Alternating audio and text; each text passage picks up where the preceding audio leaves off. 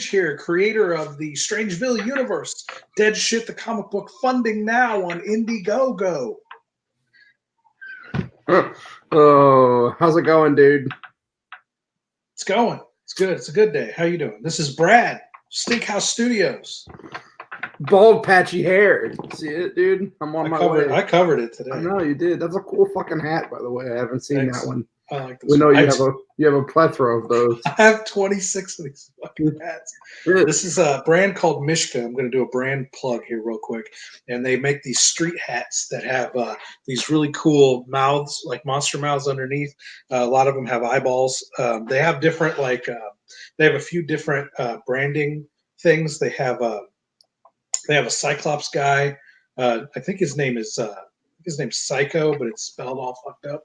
Then they have the hat. This is called Keep Watch. So there's always an eyeball watching you. It's good. The Keep Watch brand. They have the Psycho backwards. Yeah, they have the Psycho brand, and then there's a couple other brands that they have too, but most of them all have a different style of the underbill. It's always like a mouth, isn't it? Usually. Well, this is for the Keep Watch brand. It's almost always a mouth, but then for the Psycho brand and the other brands, it's something different. They all have the theme. They all have a theme, and I really like the. Obviously, it really fits my personal aesthetic to have these like street hats, these cool. Because this one is like, if you look real close at that, it's like the teeth are all fucked up. Yeah, they're all gnarly. This is like a zombie style hat. So this is like zombie teeth, and they're like rotten, and there's like you can gunk see and shit in his mouth. Yeah, there's gunk, and you can also see little stink. There's like little stink waves coming off, and then if you look at the eyeball, there's actually flies and stink coming up off the eyeball there, and that's a rotten, rancid eyeball.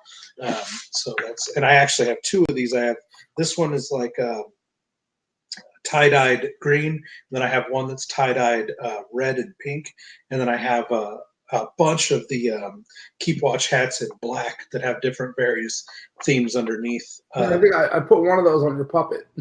Yeah. I don't have him here. Once Puppet Strange is here and out of the office, he'll be back here in the shots for sure. There's some little rad-looking monster back there I can see behind you. Some sort of I have a few things set up back there right now.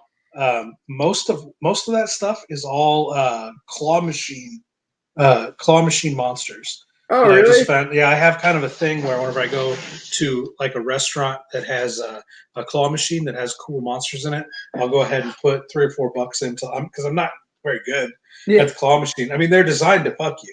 Yeah, you're not designed to get. Well, the thing you want's always buried under like four other things in an actual brick. Yeah, you know, they're not designed to give you a stuffed animal for $1. No. But if you there are a few things that you can, because you can put $1 in and know right away if you're wasting your time, because they can actually change the pressure of the claw. Yeah. And if you if you go ahead and put your first $1 in, the claw goes down, grabs, and then opens way back up before it lifts. They're fucking you. They're trying to. They've set the claw to a pressure sensitivity that it won't hold anything. And you know not to waste your time on that claw machine, no matter how cool the stuff is inside of it.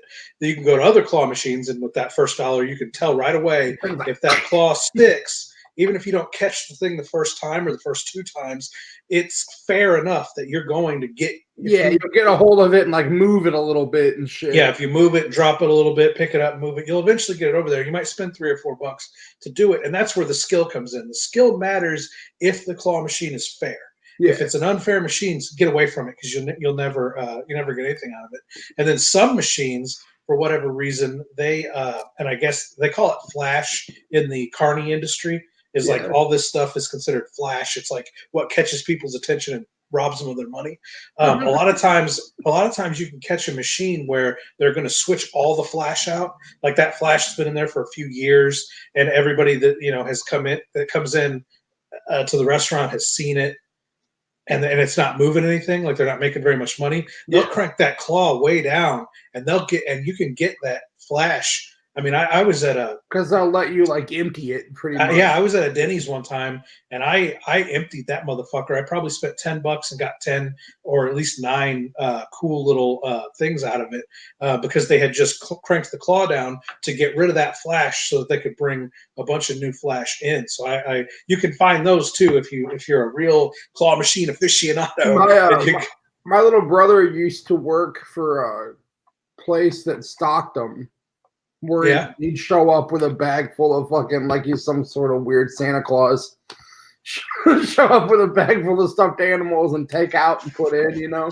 I don't know if I gave Matt the. I think I did. I'm second guessing. Yeah, okay, I did.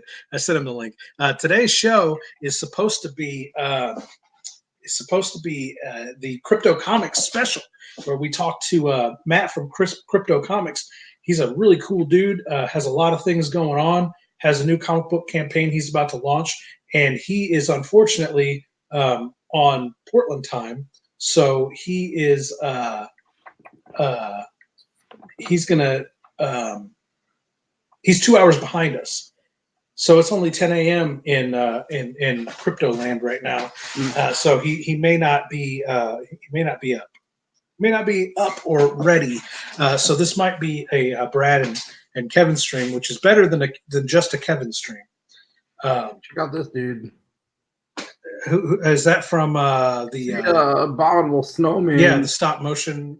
Yeah. Was it 1970s? Like Rudolph. Yeah, Rudolph. Yeah. Was that just called Rudolph the Red-Nosed Reindeer? Was that what that was called? Yeah, I think so. Yeah, the one where the little elf doesn't want to be an elf; he wants to be a dentist. Yeah, that's a really good one. Was that 70s or 80s? I feel like it had to be 70s because I feel like that thing existed way before I started watching it. It's one of those Christmas time movies though that's always been on. Yeah, it's like a Frosty. Christmas mainstay. Like Frosty. Yeah, and so I've been watching that since I was since I can remember. Yeah, I've been watching Rudolph and A Christmas Story and like you said Frosty. And isn't there a Charlie Brown one? It's like a Charlie Brown Christmas. Yeah. More recently, within the last couple decades, Tim Allen has like a fucking Santa Claus trilogy. Yeah, where he gets turned into Santa Claus. Those were on TV at work one night recently, and I don't know why they were like showing Christmas movies in the summer, but I sat there and watched the end of it one time. There was a really cool old Garfield super Christmas one too. That's pretty. Do you remember the old Garfield one? No, I vaguely remember watching it, but I'm always a Garfield fan for some reason. I love that. Remember the old show where it was like half Garfield, and then there'd be that little thing with the barn animals. Yep. Do you remember that? Yeah, I always loved Garfield and Friends. They called it. Yep, Garfield and Friends. That was an obnoxious show. Yeah, it was a goofy, obnoxious show. It was fun. Yeah, it was a lot of fun. What do you got going on today, buddy? I have a doctor's appointment at 1, and then other than that, I'm gonna come home. I think I'm gonna try to get my video for my Indiegogo done today because it's like the step that I have to get done really before if I don't have it done, it doesn't matter what else I do on there. Did you guys get the graphic design done for all the other stuff, or have you not messed with that part yet? No, we got some of it done, like as far as how they want like different pictures for every tier that you're gonna do. And I'm still trying to figure out what I'm gonna do with my tiers too. Like I'm like down the half of me wants to just do like 2, and then the other half of me thinks I should do a little more. I want to put out an art book, like a book of all my art that isn't comic book related. Just all like the weird stuff you see behind me. I have tons and tons of that stuff. Yeah. So I was thinking about maybe doing like a one where you could just buy my book, one where you could buy like my comic book and a bunch of comic book swag, and then maybe one where you could buy my book, a bunch of comic book swag, and then this art book that's just a whole bunch of all my stuff. But I don't know yet, dude, because I got way more art that isn't comic book related than I do that is, Yeah. So, but yeah, I'm getting closer to it. I got to get that video made, and so I think today, after I get back from my doctor's appointment, I'm gonna work mostly on at least starting to like storyboard whatever I'm gonna do, see how far I get.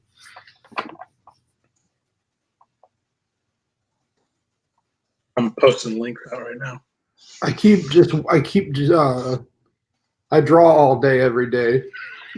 So it's like I need to take a day where I don't draw and actually just focus on getting all this shit done, because I just keep drawing all day every day.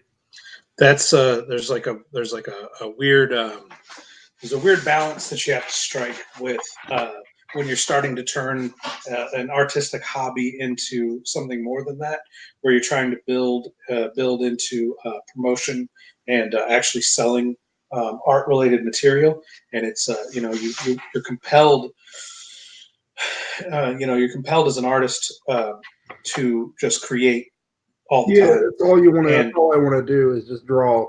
yeah, and it's weird to one of the main reasons why I waited to launch this Dead Shit the complete series campaign until I was completely finished with issue 3. One is because I have a rule that I don't start a campaign until I already have the comics printed. But 2, there really is like a mental shift that you have to go into, or at least that I have to go into, where when I'm in creative mode, I'm 100% in creative mode. All that's going on in my mind is what do I need to work on next creatively. It's completely focused on the page in front of me. And then whenever I switch to promoter mode, I'm completely in promoter mode. I completely lose my I don't want to say lose my interest in art, but my focus is no longer on producing art or drawing every day. Suddenly it's I'm doing graphic design for YouTube thumbnails, Facebook thumbnails, Twitter thumbnails, trying to figure out different, because I don't know if you've been watching the channel, but all week I've been putting together different types of YouTube videos. Yeah. I've been putting like speed drawing, like time lapse videos together. I put like a collage of like the history of hack movies together, and why it's. Yeah, did you watch that one? Strangeville, yeah, I saw that. Yeah. Yeah, I've been wanting to do a video like that for a while, and I finally found some software that allowed me to grab those movie clips really easily and put them into my video editing program really easily. Because I used to be, obviously I've edited feature films. Yeah. So I used to have a strong PC, a very powerful PC setup, and really and like the latest video editing technology. And I used Adobe Premiere and Adobe After Effects. And so when you watch that Legacy of Strangeville video, you can see a lot of digital video effects in the video. No, I did all that myself. But today, that was 10 years ago. I no longer have any PC. I just have a laptop, and that laptop isn't particularly strong for video. It wasn't designed for video editing. It's just an average run of the mill. I think it's a Walmart. It's like a Walmart laptop. Like it's an like Axis or like something. $200, just a consumer level. Like you can watch some videos on it, whatever. You're not going to get. It's not super powerful. And then as far as the video editing software, I lost. I lost that really powerful stuff with the PC. When the PC crapped out, I never upgraded the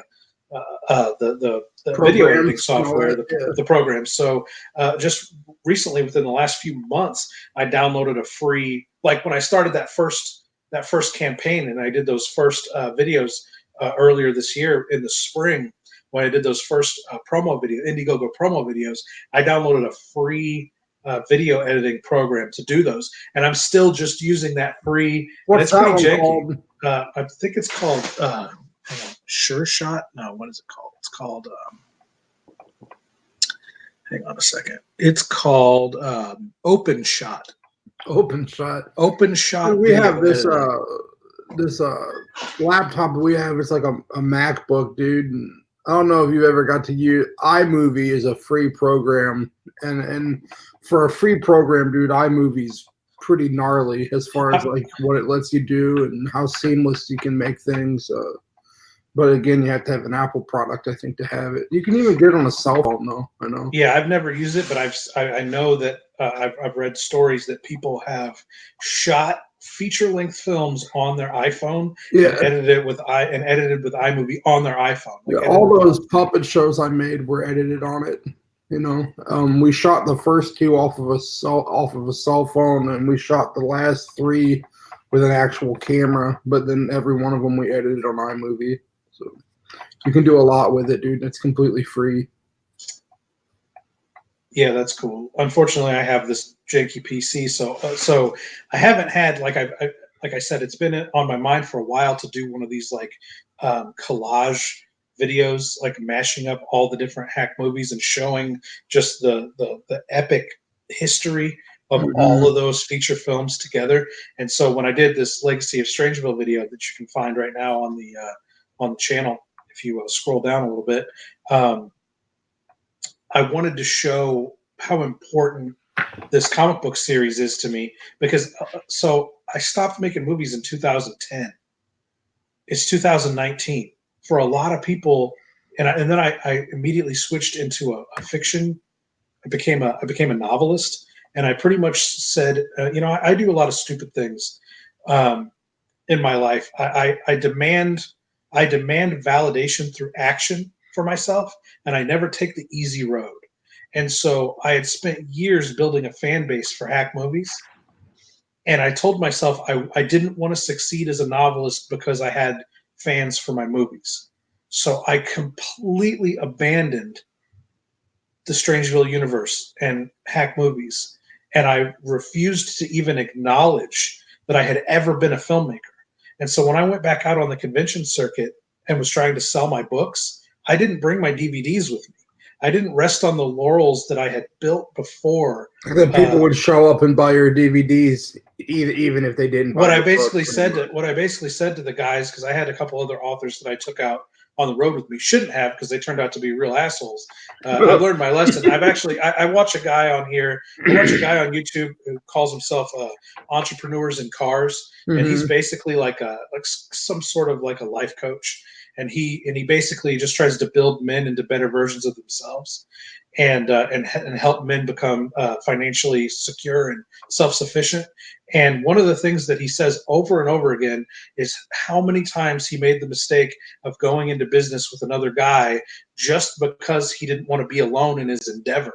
Right. And his story is exactly like my story, where he would go into business with these guys that had no practical skills in the business venture, but they were just a guy to hang out. But then they got paid 50% of the profit because they were partners. And the thing about dragging a guy that's way below you into a business deal, into business dealings, is as soon as you sign his name to the dotted line, he feels entitled to that.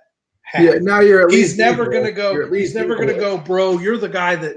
He's never gonna go, bro. You're the guy that carries the heavy weight. Why don't I take like a 10% cut and you take a 90% cut? Or just like, thanks for bringing me here. You know. Yeah, and it's never gratitude. You never get gratitude, and you never get them saying you should take the lion's share of the profit because you do the lion's share of the work. And I hadn't learned that lesson yet. And it's funny watching this guy who's like a multi-millionaire saying the same thing with his business endeavors that were way bigger than mine. But when I moved it, when I switched, because when I did hack movies, it was all me. Yeah. Now, whenever I say it was all me, I also often say I couldn't have done it without my cinematographer, Nick, R.I.P.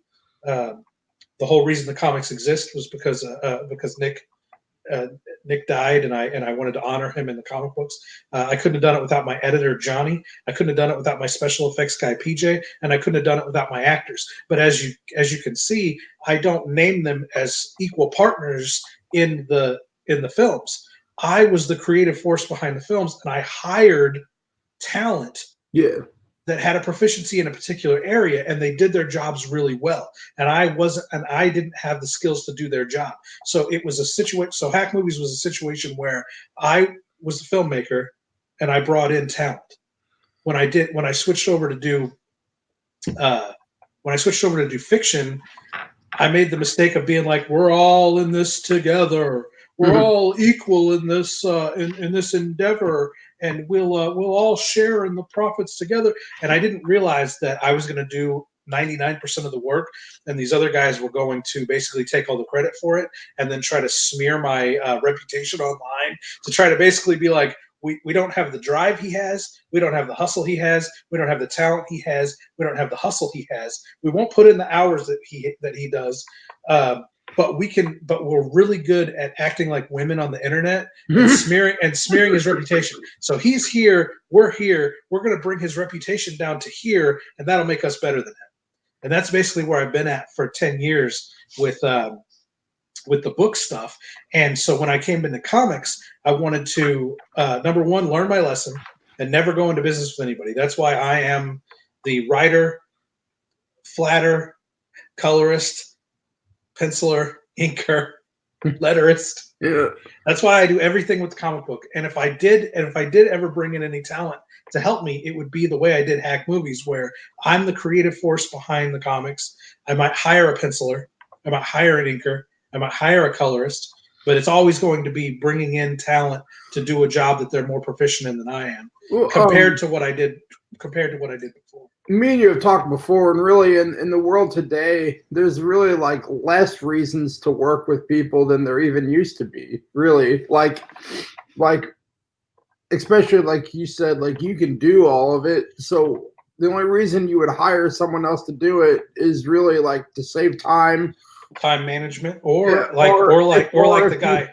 It felt like someone's like a beast at something, and you just want their talent. You know what I mean? Or like the guy, like I said, the guy at Entrepreneurs in Cars, he was just lonely. He just didn't want to do it himself. He didn't want to have the burden of the business on his back alone. He wanted a buddy to hang out with, and that's the mistake that I made back then. But all of that is to say, I wanted to do a video that sort of brings the Hack Movies history up to the present of the comic books to make it make sense, because for 10 years I've ignored Hack Movies, and a lot of my fan base that exists today because of the books, or more importantly, that exists because of the kind of culture war that I was forced to fight, because those guys tried to ruin my reputation, and I was forced to either fight back or slowly disappear from my own career, and I'm not a quitter.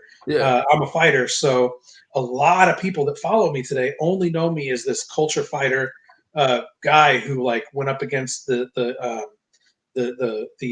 fiction community on the internet and beat their ass.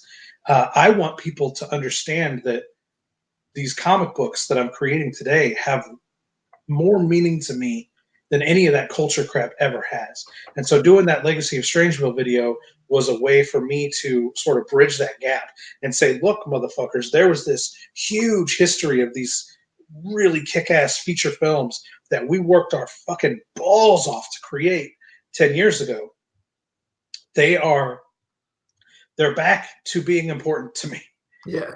With these comic books. When I go back out on the road to sell comics, I'm not going to make that same stupid mistake I did 10 years ago, where I said, well, I'm not going to rest on my laurels and I'm going to start brand new. Now I'm a little comic book guy. I'm too old. Right. I'm too old to every 10 years completely reinvent myself and abandon what I did before and be like, I've been drawing comic books for 5 minutes. I'm a nobody. Fuck that. I'm not a nobody. I've been a creative juggernaut since 2006, when I released a fucking feature film, which hardly anyone has ever done. I mean, it's a fucking huge undertaking. And so when I go back out on the road this next time, my table is going to be full of my movies, full of every novel I ever fucking wrote, and the comic books. Yeah. Because that stupid thing that I said before, which was, if I go out on the road with my one book and my 7 movies, people are just going to buy the movies and they're going to ignore the book. I don't give a fuck if they ignore the comic books at this point. Right. If I go back out on the road and somebody wants to buy a novel, buy a fucking novel. If I go on the road and somebody wants to buy a DVD, buy a fucking DVD. If you think these comic books are shit, don't fucking look at them. I don't give a fuck. I have a whole career, and it's time for me to go out there and really showcase my, everything you've done as a whole. Yeah, I've been full-time grinding my fucking balls off for 15 fucking years in this indie entertainment industry, and it's about goddamn time that I get the recognition that I deserve. When I go back out on the road, it's a fucking reckoning. I'm going to show.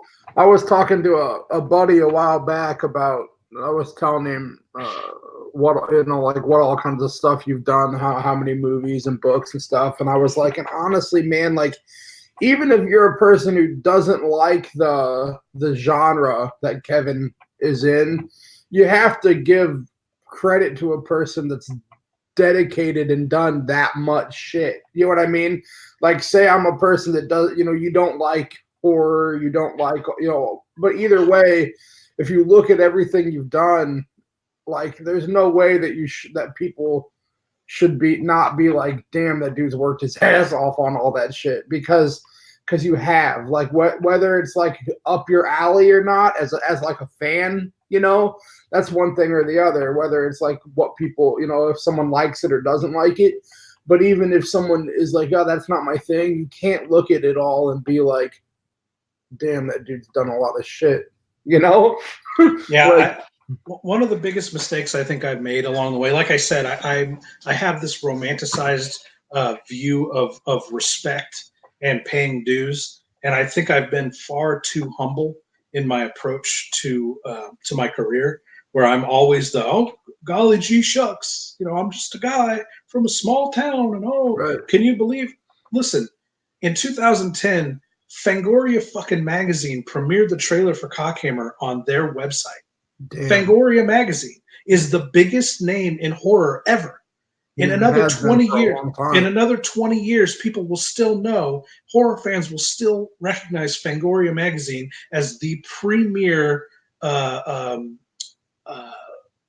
horror literature, horror periodical. And the fucking webmaster of Fangoria magazine came up to me at a fucking convention in 2009 and told me that people were emailing the fucking convention asking if Hack Movies was going to be there. And he came up to the table like, I don't understand how a little indie troupe like you guys are getting this kind of recognition. Like, why people are as into you as they are. But I respect the fuck out of the fact that you guys are putting this fan base together. And he was like, anything Fangoria can do for you, we're there. We're there for you because I want to see you succeed. And sure enough, when I shot my next film, I contacted this fella and was like, hey man, I'm following up with what we talked about at the con. Do you want does Fangoria want to be the exclusive premiere website of the Cockhammer trailer? And he said, fuck yes, we do. And that's a big fucking deal, man. Oh, yeah, that's cool as hell. I have magazines in there where Rue Morgue magazine, which is like the sister competitor, it's like the biggest competitor to Fangoria. They're like a Canada-based horror magazine, but they're basically like the number two. They're basically like, if there's Marvel and DC, there's Fangoria and Rue Morgue. Rue Morgue in 2010 or 2009 or 2010, what I would do was every time I would finish a movie, I would put all the movies that came before it and the new movie in a mailer with like a one sheet like explanation of what Act Movies was and what we had accomplished. And I would stick it in the mailer and I would mail that out to all the periodicals and all of the distributors, all the movie distributors. And so when I had one movie, I would send one. When I finished my second movie, it would have two movies in it. When I finished my third movie, all three movies would be in the mailer, all the way up. And so I think I had finished Cockhammer. Maybe I hadn't finished Cockhammer yet when I put stuffed everything in, sent it out to everybody. And Rue Morgue contacted me back via email and said, hey, man, we want to do like a whole spread in the magazine next month of your movies. We think what you've done is really remarkable for this little no budget troupe out of the Midwest, Illinois. You've managed to make all these interwoven, I had a cinematic universe before fucking Marvel Comics did, right. And it's made for no money, made on nothing. Yeah, made on nothing. All these intricate characters weaving in and out of these stories. The movie Stiff Jobs and Cockhammer go one right after the other. Stiff Jobs is a prequel to Cockhammer. Stiff Jobs introduces us to Wolfram and Wingate, who unknowingly have been hired by Cockhammer to perform a series of hits on these different people that turn out to be like involved in the supernatural, where Cockhammer's trying to get his hands on the Black Mage Diary so he can transcend into demonhood and take over the universe. And that all starts in Stiff Jobs, which is a feature-length movie, and then continues into the movie Cockhammer, which is a feature-length movie. So that's 3 fucking hours of story that literally go hand in hand. You watch Stiff Jobs, then you watch Cockhammer. That's 3 fucking hours of movie storyline that are intimately connected, one right after the other. Yeah. And nobody was fucking doing that, dude. Especially for no money. Right. Especially for no money. Yeah. So Rue Morgue contacts me via email and says, we want to do a whole fucking spread on you guys. Can we do a small interview? And so I did this email interview. And then sure enough, the next month, this thing comes out and it's like a 5-page fucking spread where they review each of the movies. There's a thumbnail for the cover of the movie plus like a screenshot from the movie. And then my interview sort of weaved in along with it. And it's like, I let all that go so that I could be like, golly gee shucks, I'm just a novelist now, and I just want to pay my dues and make it the right way. So, none of that clout that I built as a filmmaker gets, bleeds over. I want to really show these writers that I can do this on my own.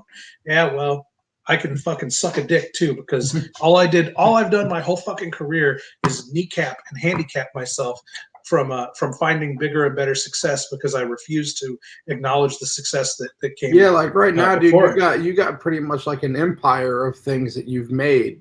Like I don't think there's a reason to, if you go back out, to not offer all of it. All of it. Like, all of it. People are going to come up to the table and be like, "What the fuck have you done with your life besides make this shit?" Right. I mean, 7 feature films, 20 novels, and a 120-page comic book. If not, you're going to be like me, where they're like, you're almost 40 and you got 1 comic book. What else have you done, dude? And then I'm like, well, there was all these like Doritos and Cheetos and video games. Like, that's the frustrating mags. That's the frustrating thing for me, dude, is I've foregone playing video games. I don't play video games. I barely watch TV. I haven't been able to stop fucking girls, so let's not pretend that I've taken a vow of celibacy, because I have made time for women, but I don't do drugs, I don't drink, I don't play video games, I hardly have time to watch TV. When I do watch stuff, it's like I have to like multitask. I can't just sit and watch a movie or just sit and watch a TV show. I have to like make a compromise with myself. Like, I'm going to draw for 2 hours on the comic book, but I'll play a movie on YouTube, like an 80s B movie on YouTube in the background while I do so. So technically I watched a movie, but I honestly, I was working the whole time. And, why be ashamed of that? Why be ashamed of the sacrifices that I've made in my life to create this huge fucking universe of interconnected characters? Why be ashamed? And what the biggest thing that I want to do, the biggest thing that the Strangeville universe, the magic that is contained within the Strangeville universe, the thing that really is really special to me, the thing that really motivates me to get up and do this, to make these sacrifices, to forego this like normal modern life, to just really put nose to the grindstone and just be this crazy workaholic that works 60, 70 hours a week producing this stuff, is the inspiration that it gives to other creatives. It gives to other weirdos out there in the Midwest that have no outlet for their frustrations, for why the world that they live in just doesn't feel right, just doesn't feel like it's a place that they belong. They see my movies or read my books or read my comics, and since my stuff is cruddy and crappy and made for nothing, the movies are made for $0, it gives people, it instills this sense into people that if this fucking weirdo can do it, so can I. And there's like a shitload of times through making my comic book that I'd hit like this wall, and then I'd get a message from you, and then it was like, I'd be like, man, if that fucking dude, he's just pumping them out over there, like I'd think about you sitting in that office just grinding them, and then I'd be like, fuck it, and I'd go back and figure out whatever I was having problems with. But and that to me, like whenever you were saying earlier about a guy just doesn't want to do it alone, like, I don't think you have to have someone involved in your business to have a friend. You know, having a friend that's doing the same thing as you, or at least a similar thing as you, can be extremely helpful. You know, you can benefit a lot from having.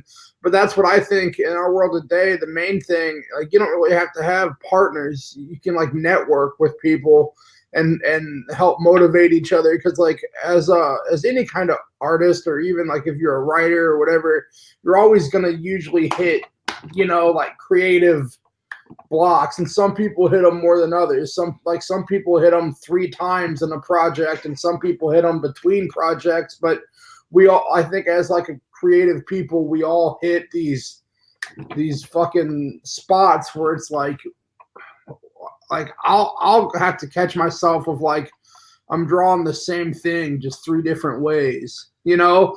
But like, I guess the thing is just to like keep your brain and your hand moving, you know. Like I have a lot of drawings that like when I'm done with them, I'm just like, you know, like I don't. But then you know, it's like I keep drawing for the ones that when I'm finished, I look at it and I'm like, wow, you know, I fucking drew that. But it's not. I'm not the kind of guy, at least, it's like hitting them out of the park every single time I put a pencil to the paper, you know.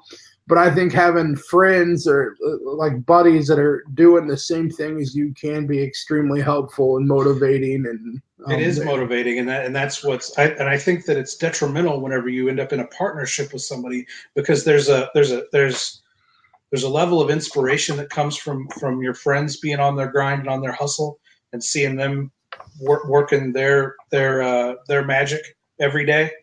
There's also a sense when you're not connected financially, so that you're both like splitting profits. Right. There's a level of friendly competition that can exist between friends in the same industry. You don't even have to be in the same industry.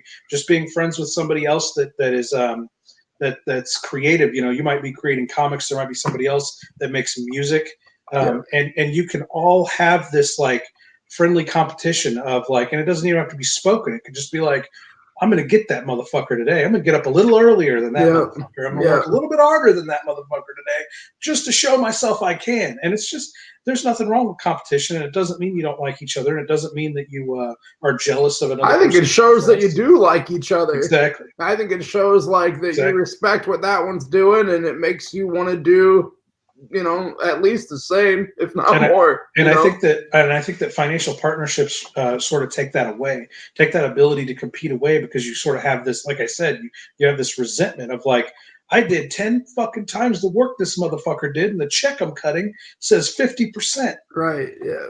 Where's the fucking, you know? And so you end up. I was up at 8 o'clock every morning, and he slept until 1. But you know, I have horror stories about, you know, my partnership with in fiction, to the point that the label that I created. I've got my art pen, my digital pen in my hand, because I was going to draw sharks today. And we've just and you got me on one. You got me on one, so I haven't even turned on my fucking. Well, my monitor's on, but I haven't even kicked it up, because you got me ranting today. But it seems like I do that to you. I can always get you.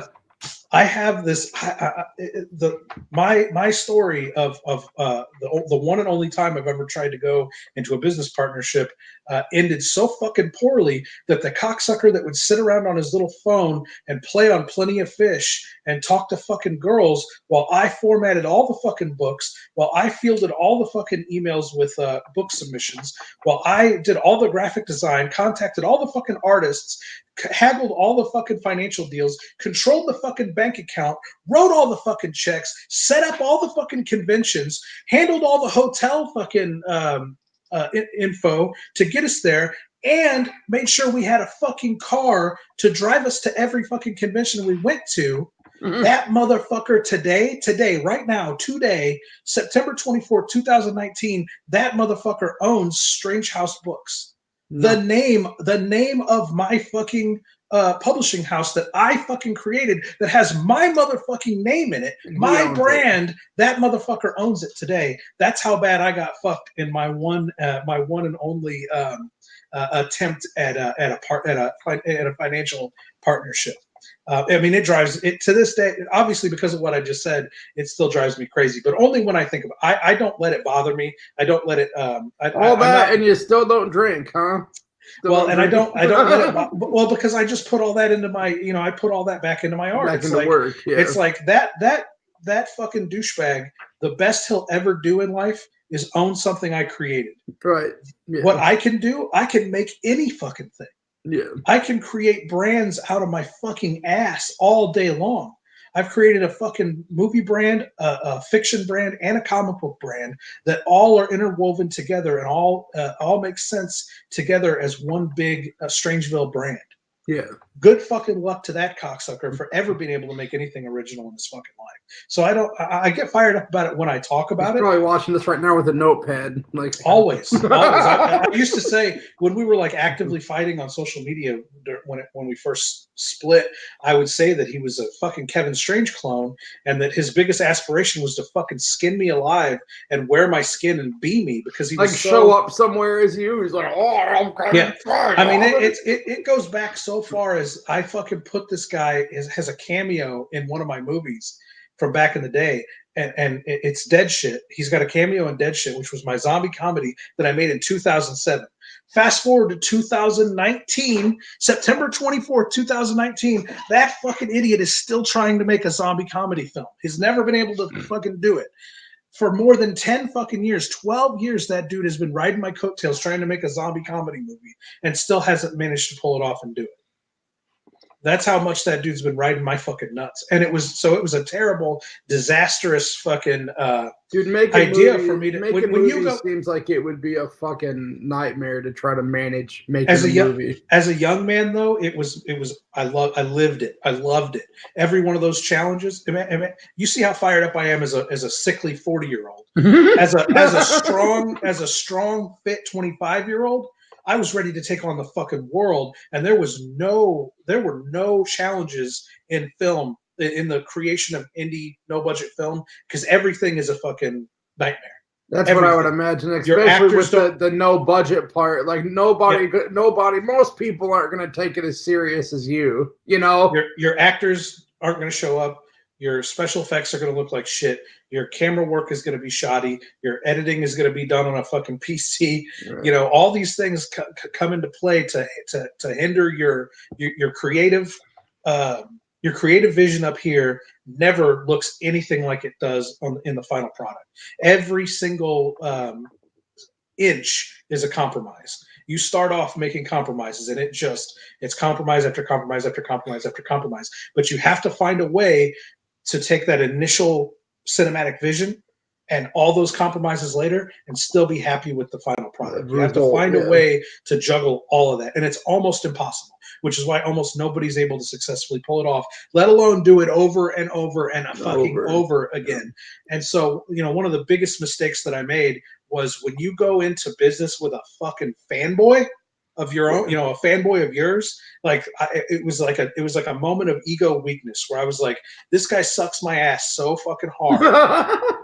No, he wouldn't be all day long. All day long, this guy sucks my ass and wants to be me. I'll bring him in and make him a partner into my, I want to go into something new with fiction, and I'll bring this guy along just because he's such a fucking lapdog.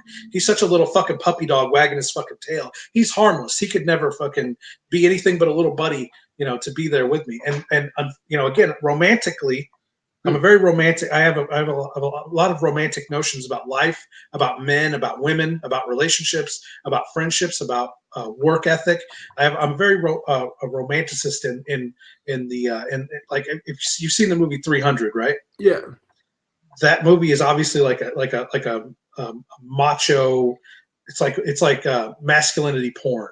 Yeah, it's like we literally get naked before we die. We oil ourselves up in anticipation for the afterlife. Yeah, that is what my brain looks like. That movie was an orgy of romanticism when I watched it in the theater. I was like, this is what my brain is. And so I had this romantic notion that if I brought this little puppy dog wagging his tail into my business and my partnership, he would rise to the challenge and he would follow me up the mountain as we slayed all of the dragons that came between us and success, and that he would find himself my equal. And he would build his skills. You listen to too much Iron Maiden, is what you're saying. You listen too to much fantasy metal. Too much Iron Maiden. Metal. And what I got was a fucking schlub who sat on Plenty of Fish and texted girls and took half the fucking credit for what I did, and then ended up owning the fucking name of my fucking. Yeah, see, I have almost no romanticness within my person. I'm mostly like a nihilistic bastard, you know. I would be like, well, I know he's gonna rape me, but there's a possibility that his dick's got spikes on it. That's the way that my brain works, you know. Like, there's like, oh no, I know, like this guy's probably put me down and fuck me, but there's a good chance that his dick has like glass all over it or something. That's my personality. There's almost never any romance. It always ends with like pretty much someone's gonna fuck me over somewhere. I'm gonna have to completely change the title and the thumbnail for this episode because Matt never showed up, and all I did was rant about Strangehouse the entire time. We have a weird dynamic that happens when we get on camera. It's like let's just yell at each other for an hour, and then we'll just get off here, you know. Let's just yell at each other. You have a hard out at 12:50. It's 12:48. Oh shit, man! I think we're gonna wrap it up. Might as well. You can find Dead Shit, the comic book, the complete series, 120 pages of full color hack movies mayhem. Nixon and Hogan return after a 10-year hiatus in the craziest adventure they've been on yet. It is a reboot of Dead Shit, the story of the talisman of transmutation. Hogan steals the talisman from Nixon's weird old neighbor Don Dueppe, only to find themselves overrun by a horde of mysterious zombies. It turns out Don Dueppe has unleashed these zombies on Nixon and Hogan, and now they must not only fight their way through the horde of the undead, but they must defeat this cranky old wizard in the process. Will Nixon and Hogan survive? You can only find out by backing Dead Shit, the comic book, on Indiegogo today. Indiegogo. All 3 issues are available. The best deal. All 3 issues are available starting at $8 a piece. $8 for issue 1, 32 pages. $8 for issue 2, 36 pages. $10 for the double-sized 52-page finale. Third issue. Big book. It's a big book. But the best deal is to get all 3 books and a Hack Movies DVD of your choice for only $30. And we haven't even hit our initial goal yet. So you got to get in there. You got to jump in at that $30 level. If we had 10 fans today jump in at the $30 level, and you can find the link down below in this YouTube video, click on that Indiegogo link. Only 10 fans at the $30 level would blast us past our funding goal and allow us to pay for all of the postage to send you guys this amazing revival of the Strangeville universe. Brad, you got to go, buddy. I do, and I have a comic book, and it's coming soon. I swear. So pretty soon we're going to be pushing that. We're going to be pushing that Stinkhouse Studios. We're going to be pushing Life with Riggs. Yep, the Legend of Lumpgore will be my first one. So, all right, brother. It was nice to scream at you. Yep. We'll be doing it a different hat than that. That's the same hat tomorrow. We'll be doing it again. Right on, dude. Peace. Dude.